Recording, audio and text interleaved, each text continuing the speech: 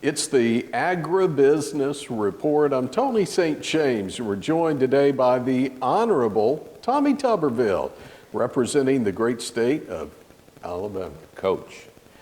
I wanted to say coach, but I think I didn't know if Senator Everybody Trump calls me coach here. When they holler senator, I don't look around, but they holler coach, I know who they're talking to.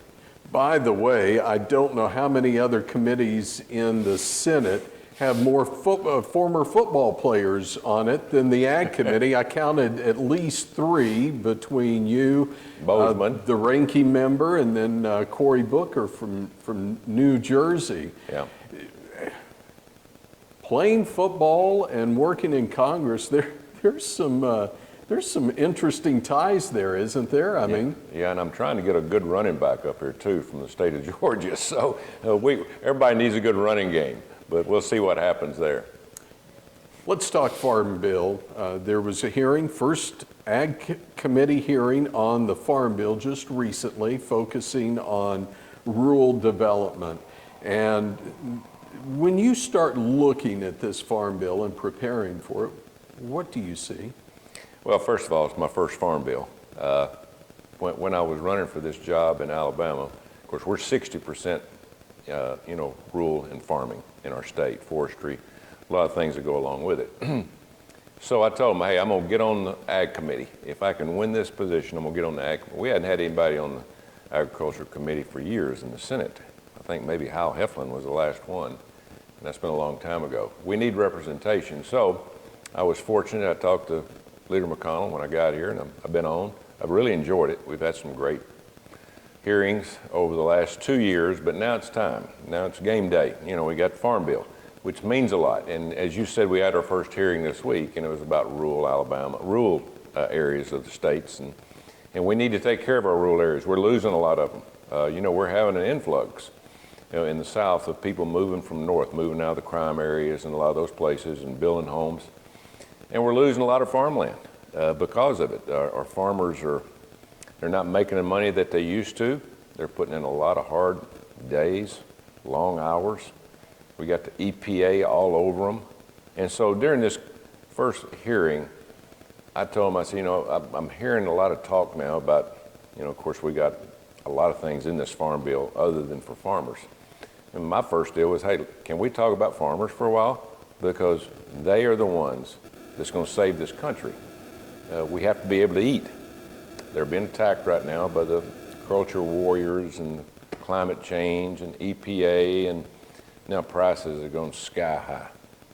Diesel, it's really scary. And then look at the fertilizer. It's just absolutely amazing, the costs. And we're going to start losing our family farms. So my motto is we have to keep family farms. We can't sell out to neighborhoods, and of course we need land for people to live, but we also need farming. We can't sell out to corporations. We need corporations in some way, but we need those family farms. We need to keep that personal touch in our country, especially in our state of Alabama, with the rural farmers. And so I'm 100% behind them. We've got it all in our state. We're poultry, fish, row crops, and I told them, when we get into this Farm Bill, I'm going to be spending a lot of time with my group called ALFA, Alabama Farm Association, back in the state. And we're going to work together. We're going to do what's best for the people of Alabama, the farmers of Alabama, and we want it right. And again, they're going to have a lot of input. It sounds like to me that you're going to be relying a lot on your staff, but on those who you serve to come up with good ideas as well. Oh yeah, and they've got good ideas. And I've talked to them about the Farm Bill for the last 2 years, and there's not a lot of tweaking that they want to do to it. But again, my main focus is there's other things in this bill, but our main focus has got to be on farmers. It's got to be on our water, and it's got to be on, as we talked about, the land and being able to use water, be able to get more water to all of our farmers. It's very important. It's a $70 billion a year business just in the state of Alabama, $70 billion. And our economy is, a lot of it is controlled by farmers. So as I said earlier, one thing that concerns me is our farmers are looking at it, their kids are not getting into it. You know, the 4, 5, 6 generations are saying, you know, I give because our kids, we don't want our kids to get into something they can't make any money. And so we need to protect our farms and we need to protect our farmers. We want our young kids to stay into the ag business. I think that's very important. And we'll talk about this also. You know, a lot of them are selling out to foreign countries. And I know you want to talk about that. Absolutely. So how do we keep that? How do we not lose that potential or that farmland to potential others? Well, I put a bill on the floor earlier this year about protecting our farmland, basically. And I looked at the stats, and 10, 12 years ago, the Chinese had bought 10,000 acres of farmland in our country. To me, that's too many. Now there are over 350,000 acres that they own, our farmland, that the Chinese government has bought. And that's not good. That's not good for anybody. Americans need to own our farmland. And so we're trying to protect it as much as we can. Unfortunately, the other side, other party has no concern over that. I don't know why. They got to be on the farmer's side.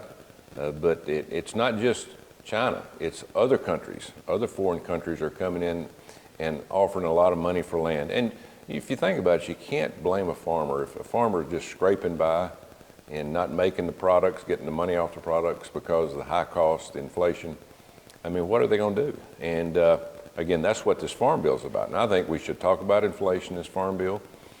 We should talk about crop insurance. It's very, very important. I know this year in the mid part of Alabama, Arkansas, and Mississippi, our crops weren't very good because there was times early that our corn didn't get a lot of rain, and it needs rain early. Our cotton crops were very, very average. Soybeans, very, very average. Rice. Now, other areas were better, but you know, the rain and all those things, it's a roll of the dice for a farmer. You know, I tell people a farmer has a tough time because they can't control the weather and they can't control the price. Now, they can go out there and work 365 and 7 days a week, put all that effort into it, but at the end of the day, they can't control any of that, and good Lord's got to look down on us and help our farmers in the future. You mentioned work basically 7 days a week, 52 weeks out of the year, and you can work usually while the sun's up. Yeah. Which brings us to daylight saving time. Do you enjoy switching the clock? Oh, you know, I got more calls about that, and so I put that bill on the floor. And I want you to think about this. In a Democrat Congress, it's the only bill that was 100-0 of keeping daylight savings time there. We want an hour more of sunshine in the afternoon, and it's a huge majority. You think about it. Even Bernie Sanders and, you know, all of them, it was consensus. We voted it in. And of course, anything, if you know anything about a bill, it goes from our building over to the House, and the speaker over there never brought it to the floor. But I got more phone calls of praise, and I really don't need that, but it just shows you the importance of how much people, they cling on to that extra hour, especially the working people that work outside, construction workers, you know, farmers, all those. And so at the end of this Congress, which is next month, it'll go away. So I got to start back in January. We got to get it passed through the Senate again. I am not stopping for those of you that want to keep daylight savings time, you know, consistent every year. Well, I know that is just a perfect example of hearing from constituents and working to get that done. As we look to the new congressional session, which starts in January, are you optimistic overall? Yeah. And of course, we got one election, as you and I are talking, you know, we got one Senate election left in Georgia. Right now, it's 50 Democrats, 49 us. We were hoping to get the majority. I don't think we're handling the early voting as well as we should. You know, there's a lot of factors, but our country's in trouble. And I can recognize that. As not a politician, and I travel a lot and been all over, helped campaigning, and our crime's out of control, our border's out of control, our spending is out of control. It's just, our country's in a mess, and we're trying to do away with fossil fuels. You cannot do away with fossil fuels. I mean, we're all environmentalists. We want to take care of our land and our atmosphere. But you can't, your good Lord gave us, rain and wind and sunshine, but he also gave us fossil fuels to use. And I'm afraid our farmers are going to run short of diesel in the very near future. Heaven help us if that happens. I've seen some all battery tractors and all that, and I'm fine with that. But you got to dig a lot of holes, to get those minerals to make all those batteries. So you take from Peter to pay Paul. You're going to use fossil fuels somewhere or another. So we've got to keep our farmers in mind about all of that. And again, it's we've got to fight this agenda that we're going up against right now. And again, we've got to think about the Americans and the American taxpayers and everybody that makes this country grow and not make it tougher on them. And that's what the Democrats did the last 2 years. So good to see you. Can we do this again sometime? Yeah, we can do it. And one other thing I want to say, though, is we got broadband. We have to help rural areas with broadband. Folks, I know a lot of people have complained about it, and we've had internet for 20 years. And we're a country that we can put people, we put a rover on Mars, but we can't get internet in the rural areas. I mean, that's wrong. And so hopefully in this farm bill, we address a lot of that and we get off our tail and go to work and get everybody an opportunity to be able to have broadband, because it will really, really help our farmers and it help their kids that live in rural areas.